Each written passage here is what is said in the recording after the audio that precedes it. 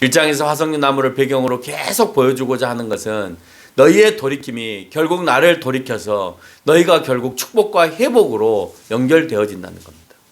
그럼 어떤 축복과 회복을 암시하고 있는가 하는 거예요. 12절에서 천사의 말에 답을 찾을 수 있는데 바벨론이 포로에서 풀려나 회복과 구원으로 이른다는 사실을 암시합니다. 우리의 돌이킴과 하나님의 돌아서심이 함께 이루어져야 그 일이 가능하다는 거예요. 돌이키면 회복을 위해 모든 것을 준비하겠다는 겁니다. 그 회복 안에 반드시 하나님의 보호와 임재가 임하게 됨을 알 수가 있습니다. 여러분이 회복되었습니까? 그러면 그때부터 하나님의 보호가 시작되어지는 거예요.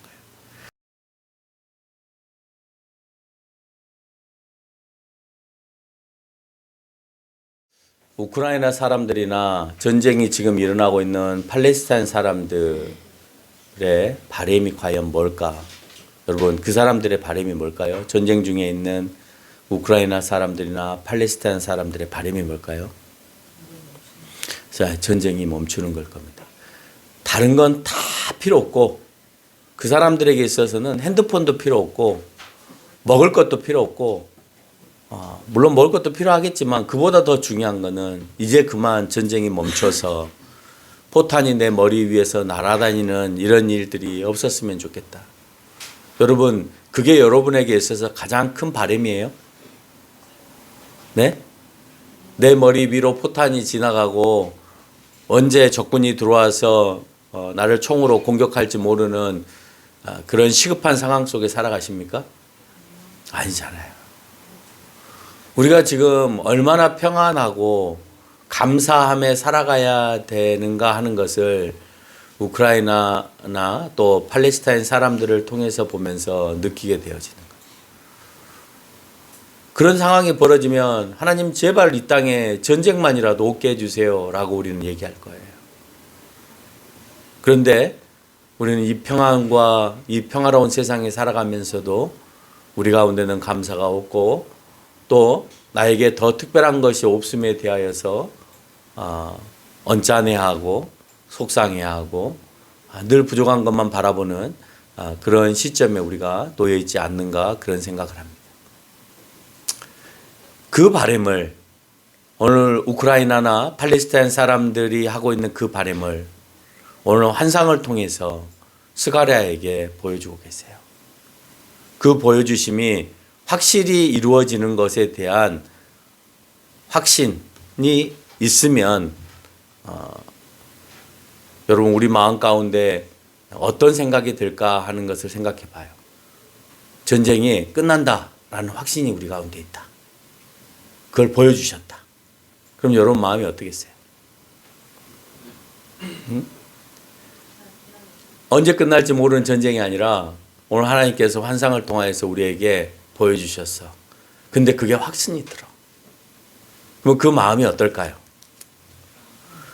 그렇죠. 아직 전쟁이 끝나지 않았음에도 불구하고 정말 마음의 감사함과 기쁨과 그 다가올 그 날, 오늘 하나님께서 우리에게 보여주신 그 환상의 날이 속히 오기만을 기대하면서 그 기대감으로 살아가지 않겠어요?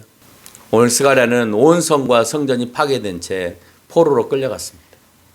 이스라엘 백성들이 돌아오고 성전이 회복되어짐을 이미 천상세계에서 어떤 과정을 통해서 이 땅에 이루어지고 있는지, 천상에서 먼저 모든 작업이 다 이루어지고 난 다음에 그리고 이 땅에 하나님께서 왜 그 민족을 치셨고 어떻게 치셨고 하는 것을 오늘 스가랴서는 보여주면서 천상에서 먼저 그런 일들이 있었구나. 그렇기 때문에 바벨론이 무너질 수밖에 없었구나. 그 바벨론이 무너짐에 있어서 하나님의 군사들이 이미 영적 전쟁 가운데서 승리하셨기 때문에 이스라엘 백성들이 아무런 피도 흘리지 않은 채 입성할 수 있었구나 하는 것을 알게 됩니다. 스가랴를 통해서 우리가 알 수 있는 사실은 이 땅에서 이루어지기 위해서는 저 세상의 권세 잡은 세력의 권세를 하나님께서 이미 하나님의 군사를 통해 빼앗으셔야 가능하다라고 하는 것을 스가랴는 우리에게 설명해 주고 있어요. 그 권세는 이 땅에 힘을 발휘하여 우리에게도 고통을 주고 있기 때문이다라는 것을 말합니다. 여러분은 무엇이 이루어졌으면 하는 바람을 가지고 있어요. 여러분 개인적인 바람이 뭡니까? 여러분 제가 오랫동안 기도하고 있는 땅이 있습니다. 당고개를 넘어서 별내로 넘어가는 길에 이렇게 네모 반듯한 땅이 하나 있어요. 근데 그 마을에는 교회가 없어요. 근데 별내는 완전히 신천지인데 그 공간은 군부대가 있어서 아직도 시골 동네 냄새가 물씬 나요. 근데 대학을 다닐 때부터, 대학원이 아닌 대학을 다닐 때부터 90년대부터 그 땅을 쳐다보면 저 마을에 교회가 없으니 저기다가 교회를 지었으면 좋겠다는 생각이 늘 있었어요. 그리고 거기다가 눈을 감고 교회를 짓는 거예요. 어떻게 짓느냐? 교인이 한 5가정만 있으면 참 좋겠다. 그래서 한 6층짜리 건물을 하나 짓자. 우리가 아파트를 사지 말고 아파트를 살 돈을 가지고 아니면 아파트 전세를 들어갈 돈을 가지고 그 한 층씩 짓자.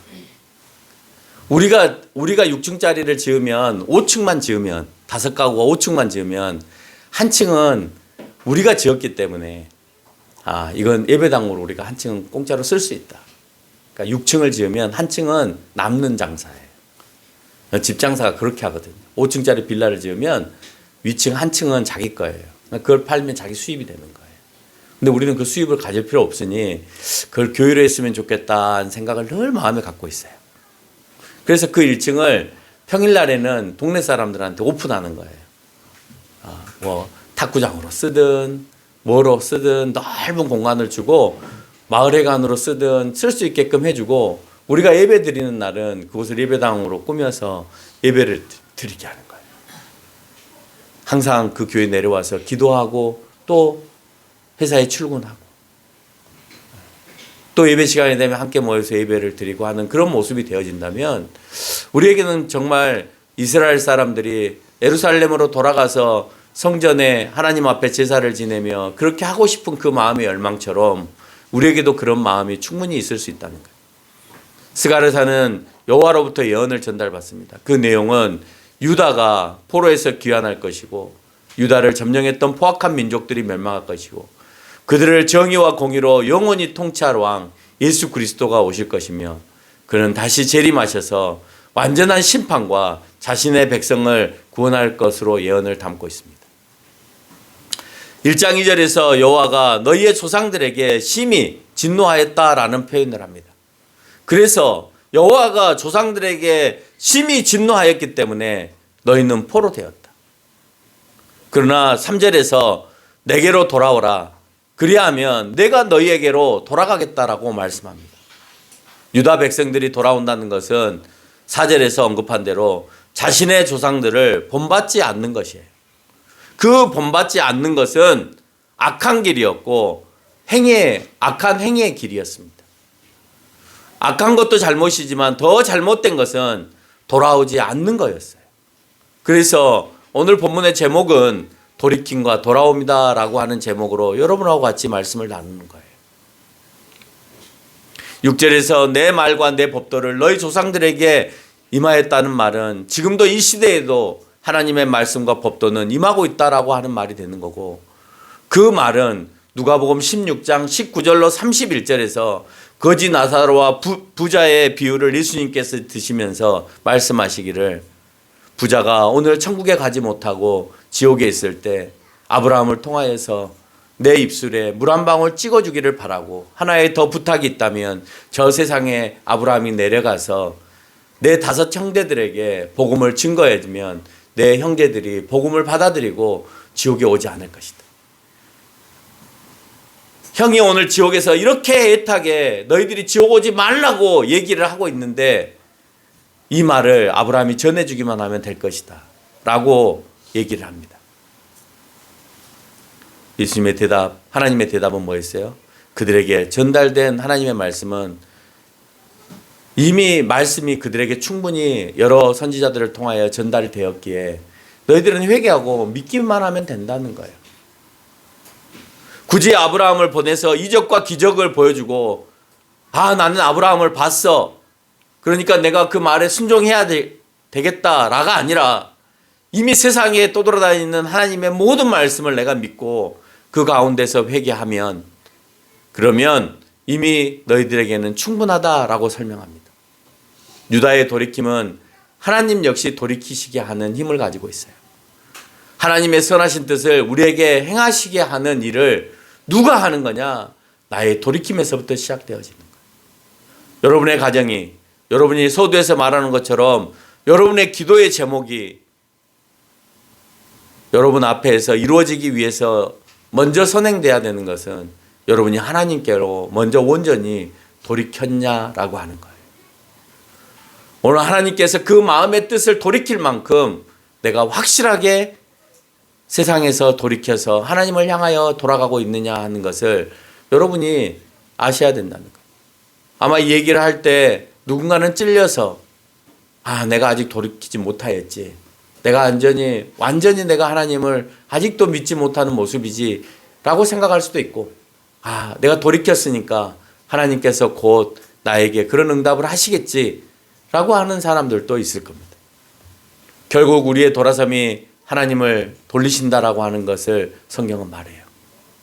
그건 잘못에 대한 죄에 대한 철저한 회개이고 또한 본인이 잘못 행했던 그 행함에 대하여서 다시 돌아오는 회복을 의미하는 것입니다. 8절에서 한 사람이 붉은 말을 타고 골짜기 속 화석류나무 사이로 그 사이에 섰고 그 뒤로 붉은 말과 자줏빛 말과 백마가 있다라고 표현합니다. 이들이 무엇입니까? 스가랴가 묻습니다. 그랬더니 천사가 대답합니다. 이들이 도대체 무엇입니까? 천사가 왈 화석류나무 사이에 선 자가 대답하여 여호와께서 땅에 두루 다니고 또 그 두루 다니면서 보게 하는 자들이다라고 설명해요. 그들이 화석류나무 사이에서 서서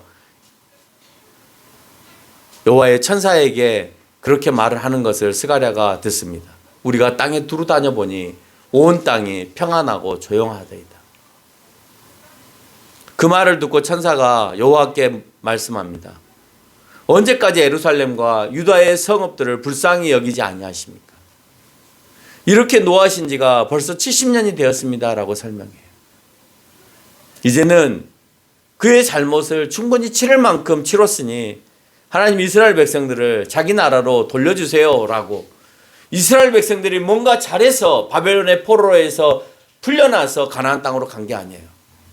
여러분 이란의 역사책에 보면요. 이스라엘 백성들을 이란의 왕이었던 다리오 왕이 이들을 풀어줬기 때문에 이스라엘 백성들이 자기 나라에 가서 살았다라고 그 역사책에는 그렇게 쓰여져 있대요. 이란 역사에는. 왜요? 페르시아가 지금의 이란 역사의 계보를 이었다고 보기 때문에 그래요. 그런데요, 오늘 성경에서는 그렇게 말하지 않아요. 하나님께서 오늘 이스라엘 백성들을 풀어줘야 되겠다고 계획하셨고, 그로 인해서 다리오 왕에 의해서 풀어준 것이 아니라 오늘 그 땅을 이스라엘 백성들이 가게 하기 위해서 다리오의 마음을 움직여서 이스라엘 백성들을 가게 하셨다라고 봅니다. 이란 사람들은 다리오가 그 땅을 누군가가 지배해야 되니까 그 민족을 그쪽에 보내어서 그 땅을 지배하게끔 하였다라고 표시되어 있다는 거예요. 그래서 성경은 전혀 다른 의미로 표현하고 있는 거죠. 여기서 말하는 화석류 나무는 석류나무가 아니에요. 화석류 나무를 보여줘 볼래요? 화석류 나무는 초막절. 여러분 초막절이 뭐예요? 이게 화석류 나무인데 초막절은 이스라엘 백성들이 애굽에서 나와서 광야 생활을 할 때 누가 자기를 먹이셨는가 하는 것을 기억하는 거예요. 자기가 농사도 짓지 않고 일도 하지 않았는데 40년의 긴 생활 동안 누가 우리를 먹이셨는가 하는 것을 기억하는 그런 것을 생각하면서 광야에다가 초막을 지어놓고 그곳에 광야에서 우리를 먹게 하신 그 하나님에 대하여서 감사하면서 드리는 절기예요. 그래서 이스라엘 사람들은요, 아파트가 됐던 빌라가 됐던 그런 집을 얻게 되면 앞에 베란다를 굉장히 넓게 만든답니다. 만드는 이유가 뭐냐면 거기다가 초막을 짓기 위해서 그래요. 옛날 농사를 다 끝나고 나면 논 가운데다가 움집 같은 걸 짓잖아요. 그러니까 그런 걸 지어놓고 자기가 거기 가서 다시 고생하면서 그 고생을 했을 때 하나님께서 우리에게 무엇을 먹게 하셨는가 하는 것을 다시 한번 기억하는 거예요. 우리의 과거의 아픈 시간들을 다시 한번 기억하는 거예요. 우리가 과거 전쟁 속에서 힘들었던 시간들을 다시 한번 기억하면서 우리를 누가 구원하셨지라고 하는 것을 생각하게 하는 그 날이 바로 초막절인 거예요. 초막을 지을 때 사용했던 나무 중에 하나가 바로 이 화석류 나무. 화석류 나무로만 짓지는 않습니다만은 그래도 이 화석류 나무도 사용하는데 이유가 뭐냐면 향기가 좋아요. 꽃에도 향기가 나고 잎에도 향기가 나고 줄기에도 향기가 난대. 그래서 하나님의 성전을 재건할 때도 이 화석류 나무로 지어라라고 되어 있습니다. 그런데 이 화석류 나무가 히브리어로 뭐로 되어 있냐면 하다스로 되어 있어요. 근데 이 하다스라고 하는 이 원어를 변형을 해서 사용한 단어가 있는데 그 단어가 뭐냐면 하사샤예요. 하다스의 변형형이 하사샤인데 그 하사샤를 페르시아로 번역을 하면 에스더예요. 그래서 에스더는 히브리 말로 하사다가 되고 그로 인해서 그 에스더의 그 말의 의미는 향기 나는 여인, 축복과 회복을 의미하는 그런 단어를 가지고 있는 거예요. 에스더를 통해서 다 전멸된 유다 백성들을 구원했잖아요. 다 죽을 뻔한 삼촌 모르드게마저도 다 죽을 뻔한 그 상황을 왕에게 고해서 그 모든 백성이 전멸당할 뻔하였는데 그래서 살게 하시는 그 일을 누가 했냐? 에스더가 했다. 그래서 에스더를 회복의 인물이라고 보는 거예요. 근데 그 말에 이 하다샤라고 하는 단어의 의미 안에 바로 회복의 의미를 담고 있는 거예요. 여러분 그래서 조향사들이 향기를 만들잖아요. 향기를 만들면 내 심신이 회복이 되어진다잖아요. 마음이 평안해진다잖아요. 그래서 향을 통해서 좋은 향을 통해서 내가 릴렉스를 할 수 있는 거예요. 긴장된 상태에서. 그래서 자기에게 맞는 향을 맡게 되어지면 마음이 평안해지고 그리고 안정감을 취하게 되는. 그러니까 향도 우리의 마음을 편안하게 하는 것이 있는 거예요. 마찬가지예요. 오늘 에스더를 통하여서 그는 축복의 향기를 내뿜었어요. 그래서 너무 감사한 거예요. 그래서 모든 이스라엘 백성들이 살아났다라는 의미로 그들은 불임절을 만들고 불임절을 지키고 지금까지도 지키고 있는 거예요.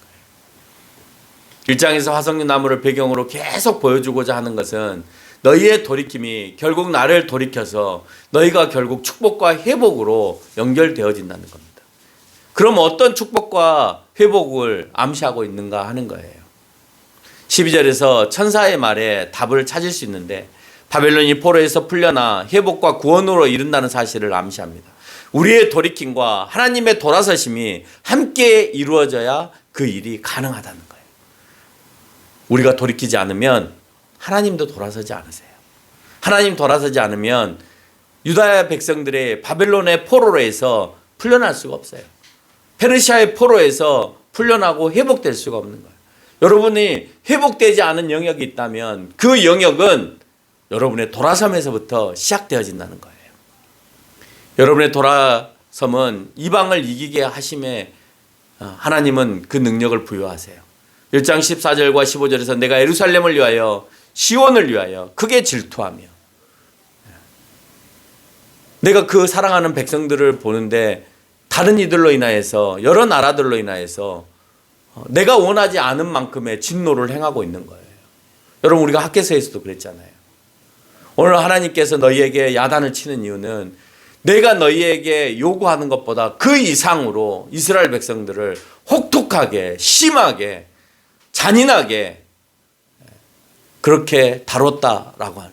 그래서 내가 너희를 가만두지 않겠다라고 동시대 스가랴와 동시대의 선지자였던 학개 선지자에게도 그렇게 얘기했던 것처럼 오늘 여기에서도 마찬가지로 너희가 하는 행위가 너무나 잔인하고 정말 내가 봐도 화가 날 정도여서 내가 오늘 진노하여서 힘을 내어서 오늘 내 이스라엘 백성들을 건져내겠다. 내가 너희가 이스라엘 백성들의 한 그 고난보다도 더 큰 고난을 너희에게 하겠다라고 설명합니다. 그래서 포악과 악행을 자행했던 아세르와 바벨론을 그냥 두지 않겠다라는 설명을 하는 겁니다. 16절에서는 내가 불쌍히 여겨서 예루살렘으로 돌아왔은즉 내 집이 그 가운데 건축되어지고 예루살렘 위에 먹줄이 쳐져서 건축이 시작되어질 것을 선포하고 그것이 하나님께서 돌아서심으로 그 일을 우리가 하게 되어졌다는 거예요. 건축은 내가 하죠. 그러나 하게 해 주셔야 될 거 아니에요. 그 하게 해 주심에 대하여서는 하나님께서 그 마음을 돌이키셔야 된다는 거예요. 돌이키면 회복을 위해 모든 것을 준비하겠다는 겁니다. 이 장의 내용을 통해서 볼 때 이미 천상의 세계를 통해 회복을 준비하는 것이지 우연히 세상에서 이루어지는 것이 아님을 이 장 전체는 우리에게 설명해요. 그래서 그 회복 안에 반드시 하나님의 보호와 임재가 임하게 됨을 알 수가 있습니다. 여러분이 회복되었습니까? 그러면 그때부터 하나님의 보호가 시작되어지는 거예요. 하나님의 내 가운데 임재의 계심을 느끼게 되어지는 거예요. 그래서 내 삶이 하나님 앞에 드려지기 때문에 내 모습이 하나님 앞에 드려지기 때문에 그 두려움 때문에 아무나 함부로 그렇게 살아내지 않는 거예요. 2장 5절에서 그리고 하나님은 보호하실 것이고 임재하십니다. 과거에는 하나님의 영광을 위해 너희의 죄로 인해 너희를 여러 나라로 흩었지만 이제는 너희에게 임재하심으로 이방 민족들이 내 백성들에게 1장 15절에서 보니 하나님께서 원하지 않는 고난을 더하였기에 2장 9절에서 내가 손을 들어 그 위에 움직여 노략거리가 되어지고 여호와께서 만군의 여호와임을 그들에게 보이시겠다라고 표현하고 있습니다. 11장 6절로 8절에서도 하나님께서 이스라엘로 마음을 돌이키시면 이스라엘을 핍박했던 주변의 모든 백성들을 싫어하고 미워하신다라고 표현합니다. 그래서 11장 16절에 한 목자를 세워서 너희들이 한 것처럼 포악하고 잔인하게 내가 너희를 통치할 것이다. 바벨론 너희를 통치할 것이다. 페르시아 너희를 통치할 것이다. 포악하고 잔인하게 너희가 한 것처럼. 그래서 전멸되고 없는 거예요. 이스라엘 백성들은 왕국을 가지고 있을 때도 하나님을 인정하지 않고 그로 인해 다른 나라를 이기지 못하였는데 포로 생활 가운데 풀려남을 보고 하나님께서 만군의 하나님이심을 더 알게 하신 거예요. 여러분 자기게 나라가 있고 왕이 있을 때는 주변 나라들로부터 당했잖아요. 그래요 안 그래요? 근데 왕도 없고 자기네들이 포로로 끌려가서 종생활을 하고 있는데 오늘 여기서 자연스럽게 내가 풀려날 수 있다? 하나님께서 우리에게 어떻게 역사하셨는가를 느끼게 돼요. 페르시아 관점에서는 왕이 보내진 것처럼 보여지지만 믿음의 관점에서는 하나님께서 그 영적 싸움에서 승리하시고 사탄이 부여잡고 오늘 또 이스라엘 백성들을 못 나가게 하고 하나님의 계획 속에 동행하지 못하게 하는 것을 대러 그들을 포승줄로 묶어서 지옥불에 던지고 이스라엘 백성들이 갈 수 있게끔 허락하시는 모습을 볼 수 있는 거예요. 평안할 때 하나님의 인정함은 우리가 다시 돌아올 일이 없죠. 여러분 평안한데 내가 왜 돌아가요? 전쟁이 일어나지 않았고 내가 종생활을 안 하는데 내가 어디로 돌아가요? 우리가 늘 평안은 당연하다라고 정말 큰 축복을 갖고 있음에도 불구하고 당연하다고 생각을 해요. 우리가 모든 것을 가지고 있을 때 내 힘으로 하려 하지만 내가 아무것도 없을 때는 하나님을 의지해야 하는 상황에서 하나님의 영광을 볼 때가 많습니다. 세상에서의 모든 일은 천상에서 먼저 준비됨을 우리가 알 수가 있고 3장에서 천상의 세계에서도 이스라엘의 회복을 반대하는 변론들이 행해지고 있는 것을 볼 수가 있습니다.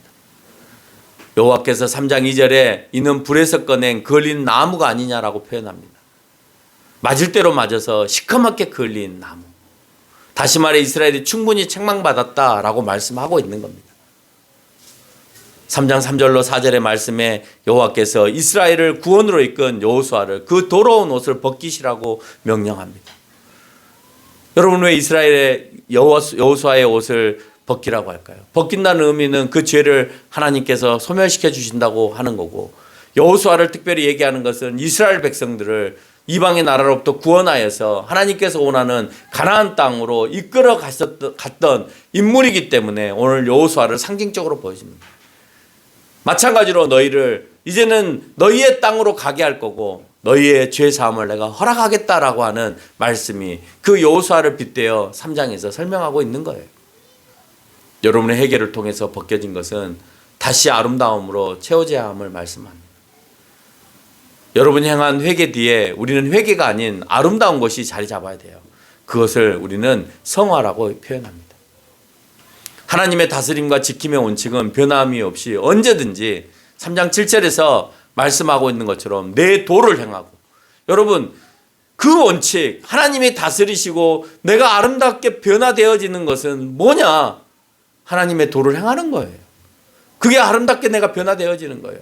내 규례를 지키는 거예요. 말씀에 순종하는 거예요. 그래서 내가 성화된 삶을 사는 거예요. 그것을 다시 5장에서 언급하는 것은 구체적으로 너가 도둑질하지 말고 맹세하지 말고 그 십계명들을 지켜가는 거예요. 우상 숭배하지 말고. 그리고 8장 16절 17절로 다시 그것이 무엇냐라고 설명할 때 이웃과 더불어 진리를 말하고 너희의 성문, 공적인 장소, 공적인 곳에서 너희들이 진실하기를 원하고 화평의 재판을 베풀고 마음을 서로 해하기를 도모하지 말고 거짓 맹세하지 말고 그런 일들을 하지 않을 때 너희는 성화된 삶을 살아가서 여호와로부터 미움을 받지 않는다라고 말합니다. 학개서성의 성전 건축을 다시 하시게 한 수르바벨, 오늘 4장 6절에서 수르바벨에게 하신 말씀은 힘으로도 능력으로도가 아닌 영으로 된다라고 말씀하셨습니다. 성전 건축이 되기 위해서 학개서 1장 14절에서 말한 것처럼 그들의 마음을 움직이시는 성령의 역사가 이루어지지 않고는 합심하여 그 일을 이루지 못합니다. 앞으로 우리 교회가 단고개를 넘어서 별내에다가 교회를 짓기 위해서는 하나님이 똑같은 마음으로 감동을 주지 않으면 할 수 없죠. 그러니까 수십 년이 지나도 내가 과감하게 그 일을 하지 않는 이유는 그건 어거지로 할 일이 아니에요. 정말 그런 교회가 있었으면 좋겠다는 마음이 서로에게 연결되어지고 그래서 그렇게 더불어서 좋은 공동체를 만들어가고 싶다라고 생각하면 하는 거예요. 이제 이스라엘 대신할 교회를 예수님 중심으로 세우겠다는 것까지 선포를 하십니다. 교회는 바로 우리입니다. 그럼 우리는 유다 백성에게 했던 과오를 범하지 말아야 해요. 우리는 하나님의 법도와 규례를 지키면서 그 말씀을 준행하고 성화된 삶을 살아갈 때 우리에게 닥쳐올 그 심판은 우리의 것이 아니라 남의 것이 되는 거예요. 6장 10절로 14절에서 그리스도께서 오심을 예언합니다. 그리고 15절에는 먼데 있는 사람들이 여호와의 전을 건축하는 것은 포로로 끌려갔던 사람들이 여호와의 전을 건축한다는 의미를 담고 있고 실제적인 성전 건축이기도 하지만 예수 그리스도 안에서 교회가 세워짐을 의미합니다. 여러분, 성전이라고 할 때 그 성은 거룩함을 얘기하는 거고 그 거룩한 성을 쓸 때는 항상 무슨 의미냐? 8장 4절에서 보니까 하나님의 거하심을 의미해요. 그래서 성전은 하나님이 거하신다는 의미예요. 여기 하나님이 거하세요? 진짜로요? 근데 안 무서워하세요? 예?